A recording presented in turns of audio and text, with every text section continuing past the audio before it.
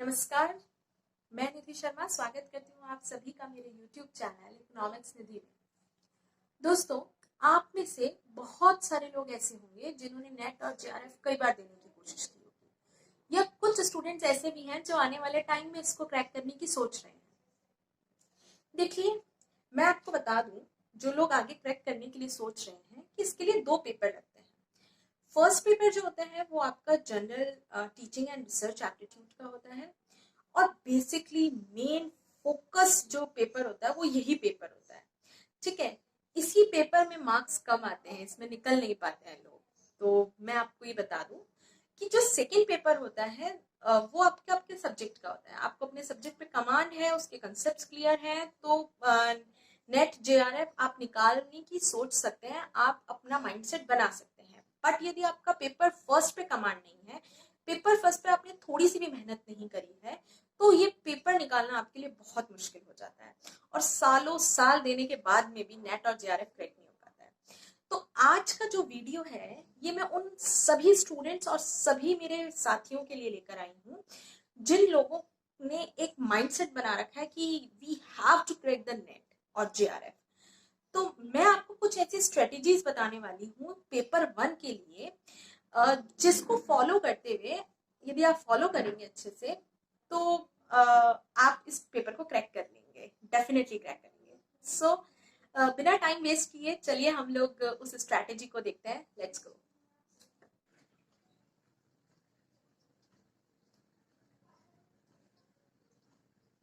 तो आइए देखते हैं वो स्ट्रेटेजी क्या है जिस पर फोकस करके हम लोग नेट और जेआरएफ का फर्स्ट पेपर इजीली निकाल सकते हैं। देखिए, जो फर्स्ट पेपर है वो हमारा इस नाम से लगता है general paper on teaching and research aptitude. आपको जो सबसे पहला काम करना है वो ये करना है कि आपको 5 इयर्स के क्वेश्चन पेपर निकालने हैं फर्स्ट पेपर के। उसके बाद में 5 इयर्स के देखिए क्वेश्चन पेपर निकालेंगे, 10 पेपर आपके पास में हो जाते हैं। उन पेपर्स को आपको बहुत अच्छे से पढ़ना है। पढ़ने का फायदा ये होगा कि आपको ये पता चल जाएगा कि किस यूनिट में से कितनी डीपली क्वेश्चन जो है वो निकल रहे हैं। ठीक है, क्योंकि कुछ यूनिट्स यहाँ पर आपको दिख रही होंगी जो आपको लग रहा होगा कि बहुत इजी है, लेकिन वो इजी इतनी होती तो नेट और जेआरएफ जैसे एग्जाम के लिए उसको उसमें नहीं शामिल किया जाता। तो वो जितनी इजी दिखती है उतनी इजी है नहीं, तो उसके लिए आपको ये देखना पड़ेगा कि किस लेवल के क्वेश्चन उस यूनिट पर्टिकुलर यूनिट्स में से पूछे जा रहे हैं। तो वो आपको हेल्प करेंगे 5 ईयर के क्वेश्चन पेपर। उसके बाद में आपको सेकेंड काम जो करना है वो ये करना है कि आपको अपना जो फर्स्ट पेपर है उसकी 10 यूनिट को आप अच्छे से देख लीजिए कि क्या है। ये देखिए 10 यूनिट्स हैं ये हमारे सामने। अब इन 10 यूनिट्स, इतनी सारी यूनिट्स तो हम एक साथ पढ़ नहीं सकते। अब हमें करना क्या है, इसको क्लासिफाइड करना पड़ेगा हमें, ताकि हम इजीली, हमारे लिए इजी हो जाए और हम उसको इजीली पढ़ सकें। ठीक है, इसके मैटर को। तो हम सबसे पहले इन 10 यूनिट्स में से वो यूनिट्स फाइंड आउट करेंगे जो हमारे लिए, मतलब ये पर्सनल, हर पर्सन के लिए डिफरेंट डिफरेंट होगा। जैसे यदि मैं अपना एग्जांपल लेकर यदि आपको बताती हूँ तो मैं सबसे पहले देखो क्लासिफिकेशन कैसे करते हैं वो आपको मैं अपने एग्जांपल के थ्रू बताना चाहती हूँ। कि मान लीजिए मुझे मेरे अकॉर्डिंग 10 यूनिट में से ऐसी यूनिट्स वो छांटनी है मुझे जो कि मेरे प्रैक्टिस से सॉल्व हो जाए, या मैं उनको थोड़ा सा एक बार देख लूं तो वो मेरे लिए इनफ हो जाए। ठीक है, तो जिन पे मेरा अच्छे से कमांड है, कहने का मतलब शॉर्ट में ये है। तो टीचिंग एप्टीट्यूड एक पोर्शन ऐसा हो सकता है जिस पर मेरा अच्छे से कमांड है, तो मैं इस वाले पोर्शन को ले सकती हूँ। नेक्स्ट मैं लूंगी कॉम्प्रिहेंशन, मैथमेटिकल, ये मैथमेटिकल रीजनिंग है आगे, एंड एप्टीट्यूड, ऐसा कंप्लीट इसका नाम ये है। लॉजिकल रीजनिंग, ये इस पर मेरा अच्छा कमांड है। डेटा इंटरप्रिटेशन, डीआई पर मेरा अच्छा सा कमांड है। तो मैंने इन 10 यूनिट में से वो यूनिट्स छांट ली जिसमें मेरा कंफर्ट जोन है।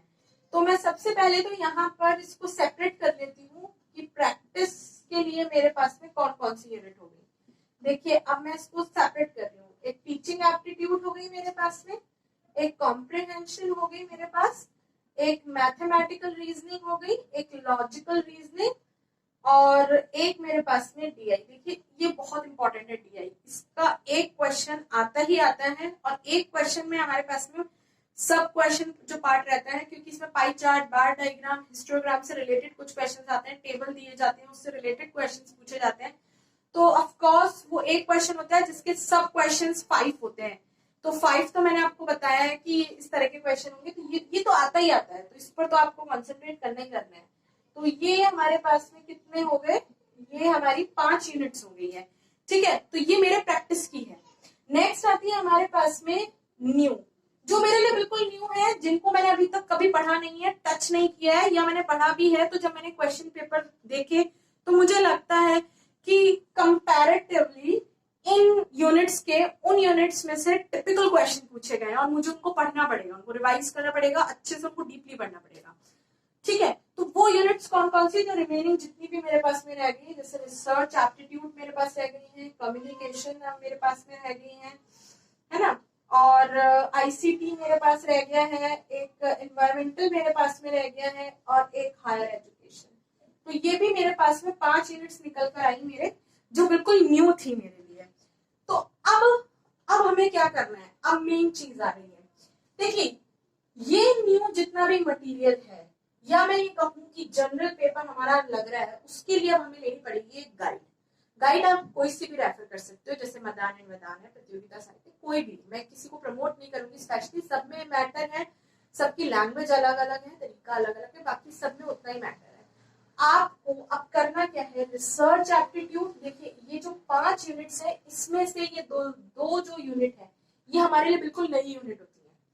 ठीक है, रिसर्च एप्टीट्यूड आपने कभी नहीं पढ़ा, हायर एजुकेशन आपने कभी नहीं पढ़ा, इसको आपको पढ़ना है। तो अब आप देख रहे हैं 10 यूनिट में से आपके लिए मेन फोकस यूनिट्स कौन सी रह गई हैं, 2, जिनको आपको पढ़ना है।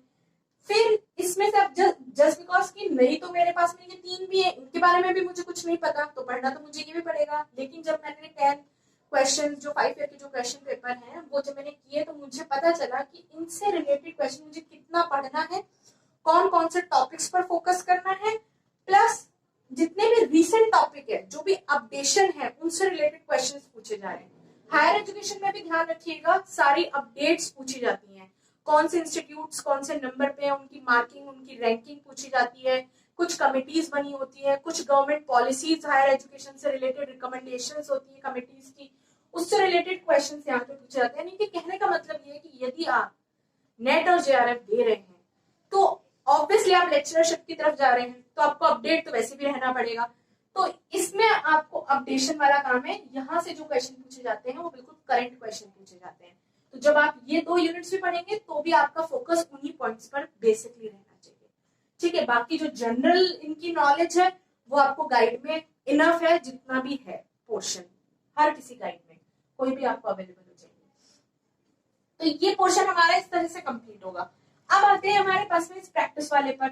तो ये पूरा मैंने स्टडी प्लान अपने अकॉर्डिंग आपको बताया, आपके अकॉर्डिंग ये रिवर्स भी हो सकता है, तो आप उस अकॉर्डिंग फोकस करेंगे। ठीक है, तो ये प्रैक्टिस के लिए मेरे पास में, इनमें से आप कोई भी टॉपिक उठाइए, ये मेरे सारे कंफर्ट जोन के थे, मैंने उठा लिया इसमें से लॉजिकल रीजनिंग।